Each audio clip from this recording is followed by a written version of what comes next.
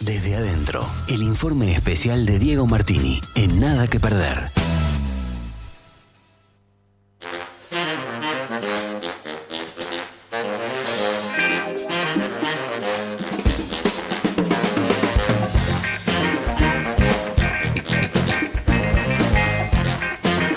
Momento de recibir a nuestro compañero Diego Martini, que ya dice presente en el estudio. ¿Cómo va, Diego? Buen día. ¿Cómo está afuera? Contanos un poquito cómo está la ciudad. Está lloviendo. ¿Quieren que yo salga a ver si llueve? Y les aviso. No, ya estamos bien así. ¿Mucho? ¿Llueve? No, llueve finito, No esa garúa finita, pero llueve finito. ¿Te hicieron mucho de eso cuando eras chiquito? Eso de anda, mi amor, anda hasta la puerta a ver si llueve. No. Por suerte no. ¿Cómo era eso? Claro, porque estabas ahí como muy intenso claro. y entonces te decían, anda, mi amor, anda a mirar por la llueve. ventana a ver si llueve, anda a la puerta a ver si llueve. Era una Claro. forma de sacarte de arriba un ratito. Claro. Distraerte. Ahí va. ¿Con Después qué- te agarraba flor de gripe. Bueno, se supone No existía la No gripe. existía la gripe. Métodos de existía la crianza. gripe. se jugaba bajo la existía lluvia, la era en otras gripe, épocas. claro. No había IA. Exactamente. Las infancias frágiles Claro. estas. No había IA, de cristal. no había psicólogo, Todo nada. No, olvidate. Nada. No Era faltabas a la escuela. Era la No no chancleta, pedías como dicen nada. los memes. Exactamente. Tremendo. Exactamente.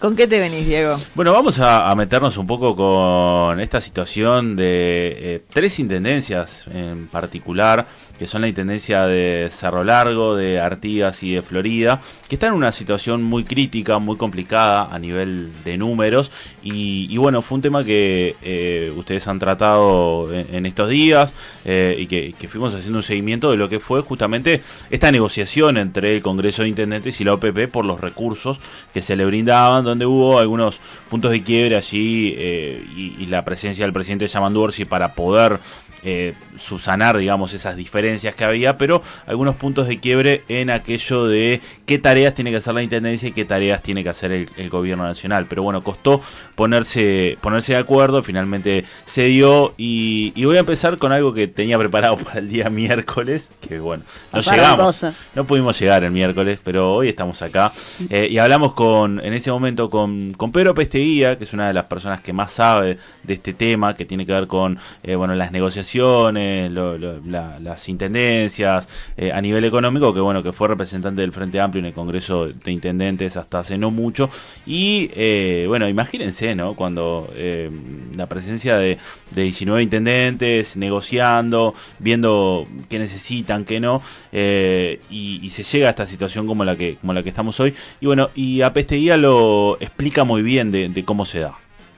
La Constitución establece que en cada presupuesto nacional debe establecerse el porcentaje de los recursos nacionales, es decir, los que cobra DGI, aduanas y otras instituciones del Estado, con destino a las intendencias. Por otro lado, dice que también debe haber un fondo, que después se denominó Fondo de Desarrollo del Interior, para fomentar el desarrollo del interior. No dice que lo tengan que tener las intendencias, pero sí que es para el interior. Históricamente, en el Uruguay y en el mundo, los gobiernos subnacionales reciben partidas que están dirigidas a sus territorios o a los territorios que administran, pero esto se hace para que esas instituciones, los gobiernos subnacionales, en nuestro caso intendencias y municipios, puedan cumplir adecuadamente con las competencias que le da la Constitución y las leyes. Hay algunas que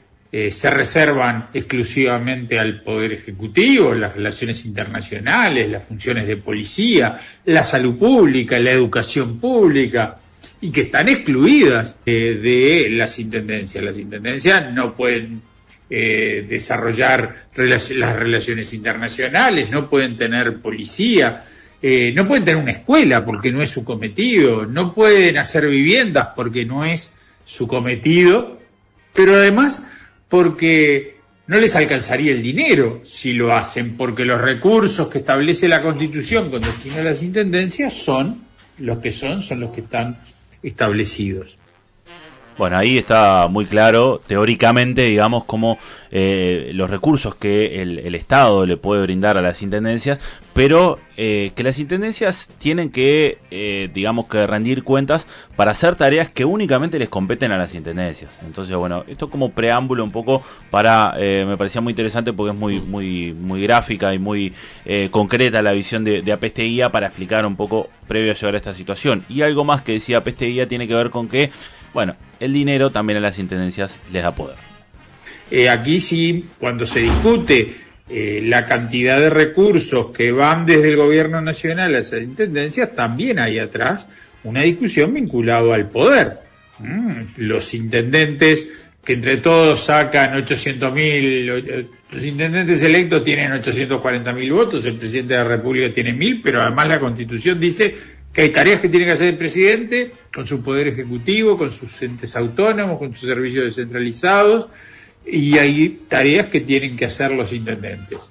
Lo que seguro es muy fácil cuando uno dice, bueno, yo hago estas cosas, las incumbencias que se llaman ahora, pero me las tenés que pagar vos. Bueno, cada uno que haga lo que tiene que hacer, y así se tiene que resolver la temática. Por cierto, hay intendencias como la Intendencia de Montevideo que reciben transferencias del orden del 10% de sus ingresos totales, pero hay otras que reciben más del 50%. Algunas porque su base impositiva es más pequeña. Por ejemplo, hay departamentos que tienen tierras que pagan menos contribución inmobiliaria que otras, pero hay intendencias que simplemente han decidido no cobrarle a sus ciudadanos, a los que viven en el territorio, los montos que necesitan para prestar los servicios que el intendente quiere prestar. Y eso plantea siempre un problema. Es más fácil pedirle a otro que pague la cuenta que pagarla con aquellos que luego uno les tiene que pedir el voto. Y esa es la discusión que está planteada y que se plantea permanentemente en el Uruguay sobre las competencias, pero también en otros lugares del mundo. Bueno, clarísimo, ahí sí cerramos con la visión teórica de, bueno, qué pasa con las intendencias y lo que tienen que gastar o lo que deben gastar, el dinero de donde sacan y este poder, obviamente, que les da ese dinero a los intendentes para hacer, digamos, a su criterios políticos, obras o invertir el dinero en determinadas funciones de las intendencias que también les generan un rédito político a los intendentes, ¿no? Y así es como empezamos a llegar a estas por lo menos 3 intendencias, Artigas, Cerro Largo y Florida, que están en una situación muy complicada y que ahora vamos a empezar a escuchar, de hecho, en cada una de ellas, por qué sucede esto. Y ustedes hablaron también el otro día con Aníbal Pereira, yo también había hablado, y algo que él me señala es que se ha vuelto costumbre esto de utilizar este dinero por parte del Estado y que por lo pronto en los últimos 5 años no hubo control en las intendencias de efectivamente en qué se usaba el dinero. Y bueno, y eso devino en que en algunos casos se gastó de más, no se controló y se llega a esta situación. Entonces, acá creo que lo que está, sin decirlo, generando más ruido muchos intendentes es que el gobierno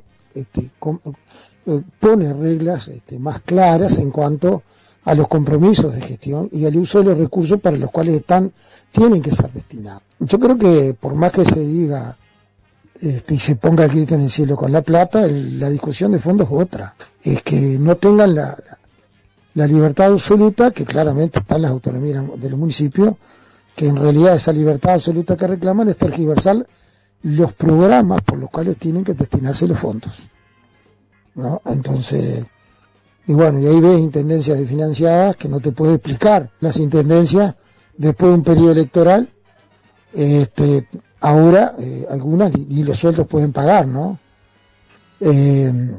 Y dicho por los propios intendentes, que están, y hay varias intendencias en situación financiera con dificultades, que las intendencias desde hace mucho tiempo, históricamente, han tenido que hacerse cargo de responsabilidades que dependen de políticas nacionales, como la salud, la educación, ¿no? Guarderías, policlínicas, que después del Sistema Nacional Integrado de Salud y también con la educación hubo en los procesos, sobre todo los gobiernos de Frente Amplio, mayor presencia de hacerse cargo efectivamente de esas políticas del gobierno nacional.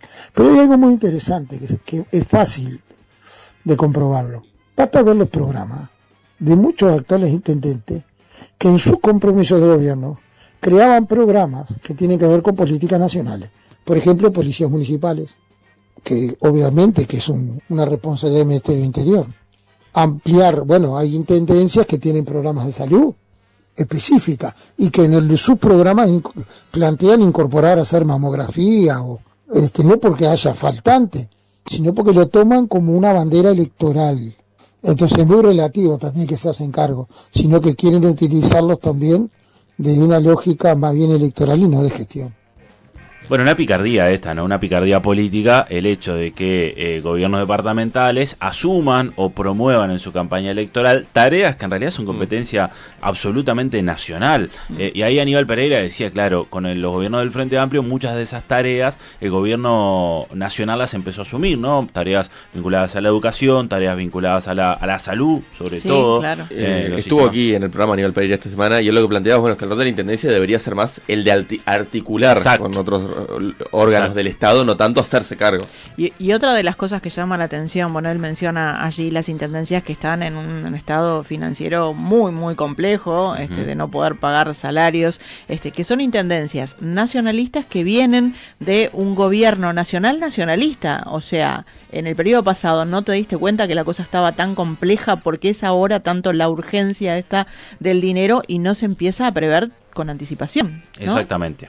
Metámonos ahora sí en las tres del caso particular, y en este caso, si bien el viernes pasado tocamos el tema Cerro Largo y le hincamos bastante el diente, ahora volvimos a repasar y sobre todo quise hacer hincapié en esto que vos decís, Ale, de ¿por qué si esta situación se viene dando, se viene advirtiendo hace mucho, la población sigue apoyando? De hecho, ahora en la elección de Cerro Largo hubo una puja tremenda entre Cristian Morel y Nicolás Giorramendi, pero fue absolutamente nacionalista. Entonces, ¿por qué se sigue apoyando? Esto decía Eliana Díaz, que es una de las pocas edilas que tiene el Frente Amplio en ese departamento. Esa deuda que los números se están manejando va a ser aún mayor, se está dando de proveedores que eran conocidos o porque tenían paciencias, no se habían presentado a cobrar sus servicios, le están apareciendo ahora, lo que va haciendo la deuda cada vez más grande. Cerro Largo sigue sumergido en un pozo, no es de ahora, ya es de 15 años atrás, sobre todo en la segunda intendencia de Sergio Botana, cuando ya estaba instalado un dicho a la manera del Cerro Largo, que es un poco, vale todo en Cerro Largo. El clientelismo político aumentó tremendamente, comenzó el ingreso de funcionarios a la intendencia en una forma totalmente desmedida.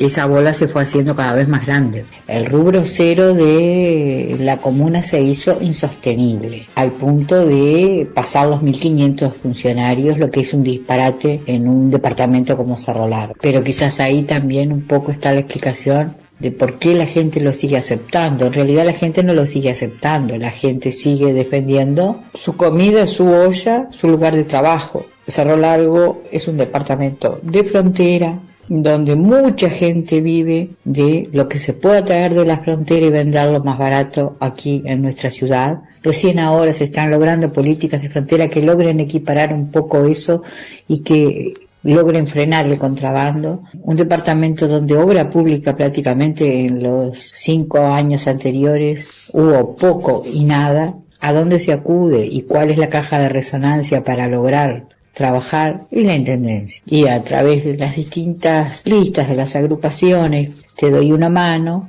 Primero te doy una mano y capaz que te digo que es por un mes o por dos y después terminás estando allí. Y el clientelismo político típico de las intendencias del interior se da de manera tremenda aquí en Cerro Largo, y es por eso que la gente acepta. Y uno conversa con muchas personas y dice, sí, tendría que haber un cambio, pero llegado el momento, para el que tiene solo ese sustento, uno también lo entiende, defiende su olla, defiende su fuente de trabajo. Bueno, muy claro, ¿no? Muy gráfico. No hay oportunidades laborales, no hay salida. Uno se acuerda del baño del Papa, ¿no? Y esas situaciones en las que los bagalleros que van a buscar al otro lado de la frontera cosas para vender, y esa es una de las fuentes laborales. Y otra, como decía Eliana Díaz, es caer en la intendencia. Entonces uno, ¿qué hace? Termina defendiendo, digamos, su puesto de trabajo, su fuente de trabajo, porque si gana determinado candidato, tiene todavía ese cargo. Eso además después es un apoyo electoral importante, que ella decía, probablemente en las elecciones nacionales se termine, ahí vemos al presidente Lacalle Pou en el carnaval de Cerro Largo junto al intendente Yurramendi, probablemente al ex intendente Yurramendi, probablemente se termine dando un apoyo mayor en las elecciones nacionales al presidente, y ahí sí se busca un cambio, pero no sucede en las elecciones departamentales, eso que siempre analizamos. Cerro Largo es la intendencia que más debe 1.610 millones de pesos, como decíamos. El otro día nuestro compañero Eduardo Preve en BTV hizo un informe y señalaba que, por ejemplo, en deudas según cantidad de habitantes, Cerro Largo tiene a $472 de deuda por habitante. Por ejemplo, Montevideo tiene $69, para ver la diferencia. Y esto por la cantidad también de funcionarios. Y funcionarios cada 100.000 habitantes, Cerro Largo tiene una tasa de 17,8% aproximadamente, una tasa bastante alta. Uno de los que tiene la más alta, está Río Negro con 29,3%, pero que no está en una situación tan límite por ahora. Y después está Artigas con una tasa de 20,4% de población, o sea, unos números bastante altos. Y en esto que decía la edila Eliana Díaz, también señalaba, ¿no? Esto de, cómo impacta no solamente en quien la intendencia le acomoda un cargo o le cede un cargo, sino también en toda su familia y en todo su entorno. Entonces ahí también señala que es parte de una explicación de por qué el Partido Nacional termina siendo un bastión en Cerro Largo. Se depende de que se termine de dar por saldado el duodécimo que había pedido la anterior administración al Banco República, que para ello hubo que sacrificar parte del fideicomiso en el que estaban las ilusiones de muchas obras en cada uno de los municipios que ya no se van a hacer. Si se logra ordenar esa parte y que con ese dinero del fideicomiso se cubra el duodécimo anterior, quizás el actual intendente logre la habilitación para un nuevo duodécimo, para solicitar un nuevo duodécimo al Banco República, dependiendo de los informes que lleguen del Tribunal de Cuentas, y pueda comenzar a caminar. Además se ha logrado que una polarización tan grande que la gente que pertenece al Partido Nacional en estos momentos es o estás con Morelos, sos mi enemigo, o defendés a José Yurramendi o sos mi enemigo, y eso se ve en la Junta, en la población, en las redes sociales totalmente. Veremos cómo salimos de esto, pero la situación es caótica. En las nacionales sí nos acompañan y nos escuchan, pero en las departamentales como que no. El Frente Amplio no es aceptado, quizás sea por la política que tiene el Frente Amplio de que no da dádivas, no te lleva una bolsa de porlas, no te lleva chapas, no te consigue un puestito por un tiempo. Bueno, la diferencia allí de la llegada de la política departamental y la política nacional, ¿no? Sí, y esto de, ahora la situación es muy crítica y de lo que se depende para dar el salvataje, pero esto de, un clientelismo que se viene dando hace muchos años y que impacta, obviamente, en un departamento que ella lo señalaba. Obviamente, cuando escuchás y cuando no estás ahí cuesta un poco vislumbrarlo, pero es una situación caótica. Es una situación caótica, lo decíamos el otro día, Cerro Largo, no hay para pagar salarios, no hay para pedir créditos, no hay para cargar combustible, no hay para seguir haciendo obras porque los proveedores no le dan los materiales a ese nivel. Pasemos a Florida. Según la cuenta que hacía ahí Eduardo Preve, $493 de deuda por cada habitante, 472 Cerro Largo, 493 Florida, con los $69 de Montevideo. Hablamos de unos menos, ya les digo cuántos millones es que tiene de deuda Florida, tiene 1.387 millones de dólares, de pesos, perdón, de deuda. Y hablamos con Carapa Rodríguez, el diputado Frente Amplista en Florida, y esto decía. No es algo nuevo, no es algo que sorprenda, fue parte del debate de la reciente campaña electoral y sobre todo los últimos años de gobierno del Partido Nacional en Florida. Sí sorprende es, la actitud que asume el electo intendente Carlos Enciso. Poco más, yo en esto no tengo nada que ver y le echo las culpas anterior intendente, donde Guillermo López es de su mismo sector político, el secretario general era mano derecha del propio Carlos Enciso. Nosotros lo que le hemos planteado al intendente Enciso es que ojalá esta situación de achicar el gasto también se traslade a lo que son las empresas contratadas que tiene la intendencia y los asesores de cargos de confianza que se dispararon en los últimos años y que casualmente el intendente actual Carlos Enciso no fue por ese camino de recortar estos gastos superfluos.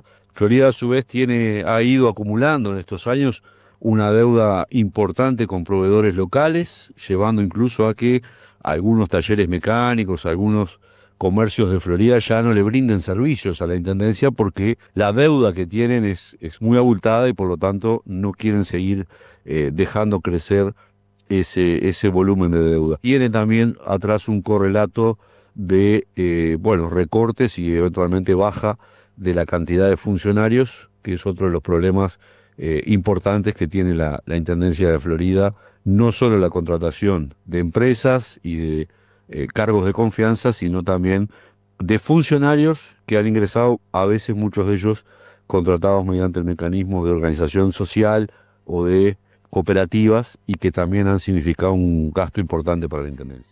Bueno, una situación muy similar, la de no tener proveedores que te brinden servicios, no tener mecánicos que te devuelvan el auto porque no le pagaste la deuda, una tasa de 16,6% según de empleados en la Intendencia, según la cantidad de población. Sucede un caso muy similar también en la Intendencia de Florida, que ha habido un clientelismo político bastante grande, y bueno, ahí lo que decía el diputado Carlos Rodríguez sorprende mucho que Enciso, al asumir, se haya hecho, digamos, el desentendido de esta situación, cuando Guillermo López, el intendente anterior, es de su palo, claro. y Enciso siempre estuvo cerca, por lo menos, más allá de que era embajador en Argentina, siempre estuvo al tanto de la situación de Florida, y sorprende mucho.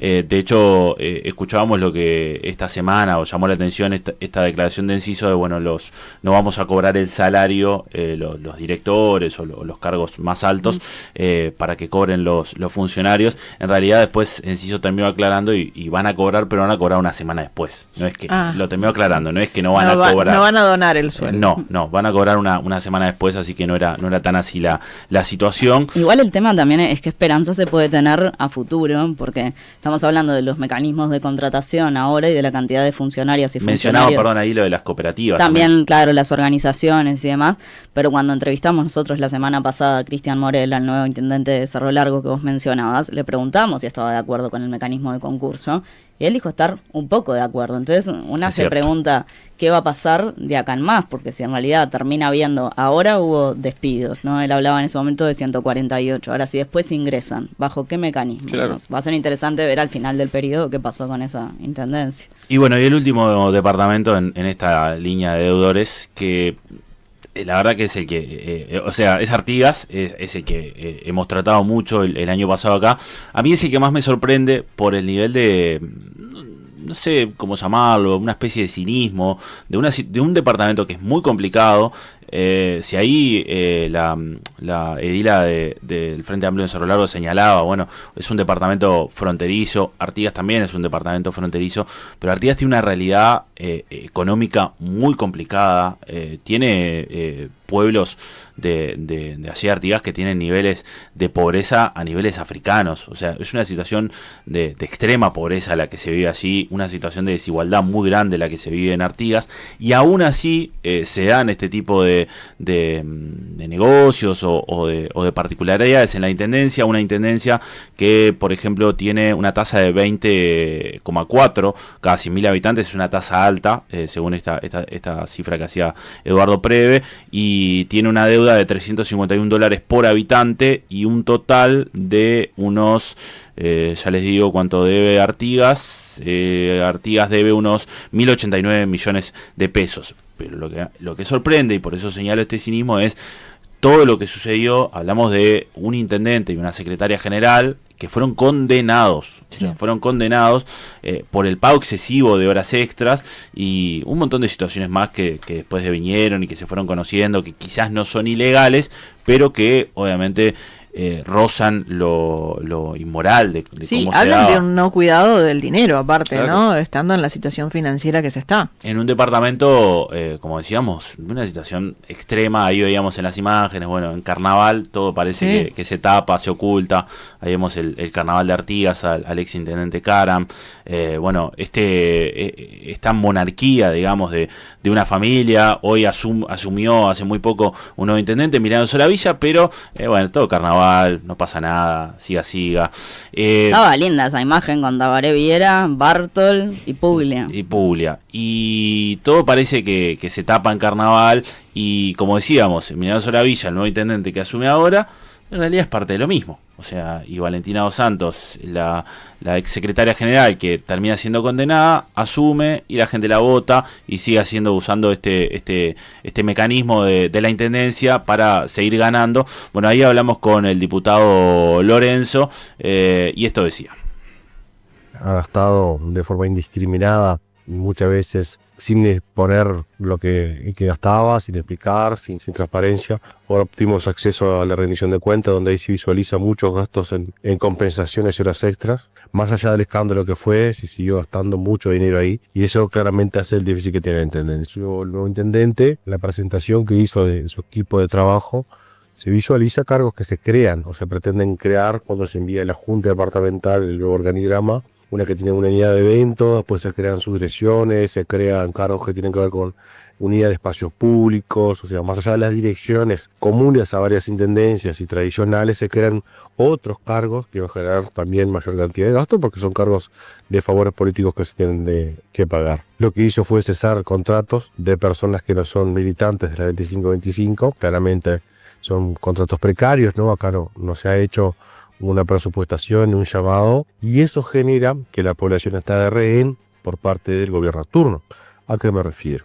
Lo que utiliza y viene utilizando hace tiempo la actual administración, que viene ya hace larga data, es sabiendo que un departamento donde las carencias laborales son importantes, tenemos un desempleo altísimo, tenemos una informalidad récord de más del 50%, donde la gente no tiene dónde salir a buscar trabajo, la intendencia es una buena posibilidad. Entonces lo que hacen es nuclear a personas de distintos barrios con promesas laborales, con promesas de arreglos, con promesas, etcétera, a través del cambio de su militancia política. Eso ha generado que muchos municipales salen a militar, estamos hablando de más de 1.500 funcionarios municipales, de los cuales casi 300, un poquito menos, son presupuestados, o sea que 1.200 están con contratos precarios y son los que los obligan prácticamente a salir a militar para defender su puesto de trabajo, la transferir a familia y a su vez conquistar nuevos votos. O sea que la intendencia de esta administración, pasando raya y haciendo un poco de números, tiene un equipo militante de más de 1.000 personas que generan una expectativa de la población. Si acá nos conocemos todos, solo multiplicar a los familiares de estos funcionarios que les solicitan que voten para mantener su puesto de trabajo, estamos hablando de muchas personas. Es casi imposible que, procesado un intendente en ejercicio, una diputada, los escándalos de horas extras, bueno, uno piensa de cómo lo hacen. Lo hacen de esa forma, clientelar, y también la intendencia en campaña electoral reparte canastas, chapa, lo clásico que han hecho durante mucho tiempo, pero con un componente mayor que tiene un ejército de más de 1.000 personas militando activamente. Bueno, un ejército, y con eso es imposible, y es lo que dice Lorenzo.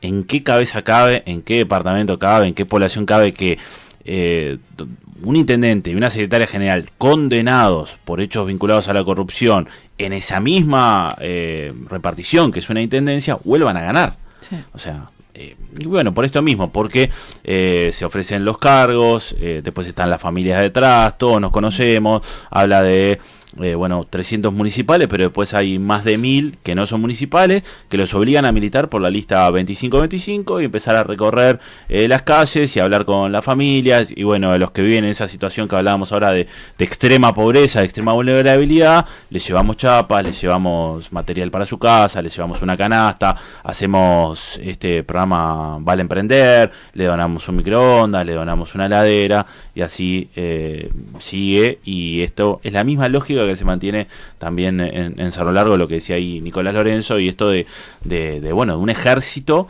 que tiene una lógica política electoral muy bien armada, muy bien pensada, que obviamente roza lo inmoral, digamos, no sé si lo ilegal, habrá que verlo, pero bueno, así se llega a esta situación en donde las intendencias deben mucho, no tienen para pagar sueldo, van a pelear al Congreso de Intendentes, la OPP les aumenta el sueldo, pero los obliga a rendir cuentas y a cubrir ese presupuesto con tareas que sí o sí tienen que hacer los intendentes.